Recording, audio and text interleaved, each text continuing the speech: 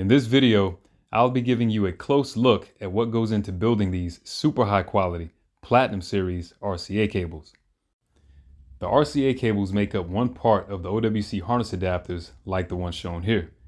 These let you professionally connect car audio amplifiers and DSP equipment, as you can see with this JL amplifier. One end of the interface connects to the car's factory harness and the other end connects to the new equipment. Now, without further ado, let's get rolling. So one of the first things I like to do is get the cable's jacket measured, cut, and stripped at the right length.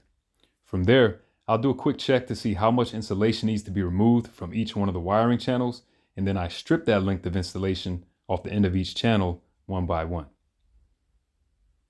Then I use a tool to help cut and remove the exposed shielding from each one of the wiring channels. When building a cable like this, you want to be sure that you don't have any exposed shielding outside the insulation. Now here you can see the drain wires of the cable. I remove these as well, and I make a point to clip them low enough so that, again, nothing related to the shielding is exposed at this end of the cable. Once that's done, it's time to get the heat shrink installed onto each channel of the upcoming RCA cable. I start by measuring the length that I need and then cut 4 or 5 strips and then get them installed onto each channel. As I'm doing this, I'll check and trim the length until each one overlaps the insulation by a few millimeters, which is another method to ensure that there's never any contact between the shield components and the RCA plugs that I'll be installing. And then of course we have to heat things up just a little bit, right? So let's all take this opportunity to make things hot real quick and shrink it down. Got that done, and we put on the final piece of heat shrink on this side of the cable. Then I grab a bin that has a few strain relief parts that I made and slide those onto each channel. You'll notice that I put on the larger pieces of strain relief first and then the smaller pieces second towards the end of each channel. Okay, now we can bring in the RCA shells along with some protective sleeving.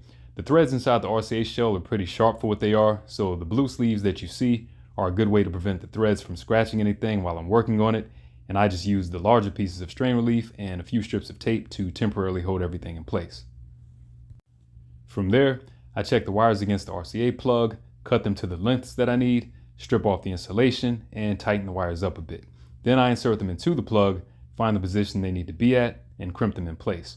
Once crimped, I use a tool to help establish a good mechanical connection between the wires and the RCA connector. That way, we're guaranteed to have excellent metal-to-metal contact and electrical conductivity between the wires and the plug, even before I get everything soldered together. That process is done for each channel and is one of many things that sets the Platinum RCA cables apart from your run-of-the-mill high-end cables.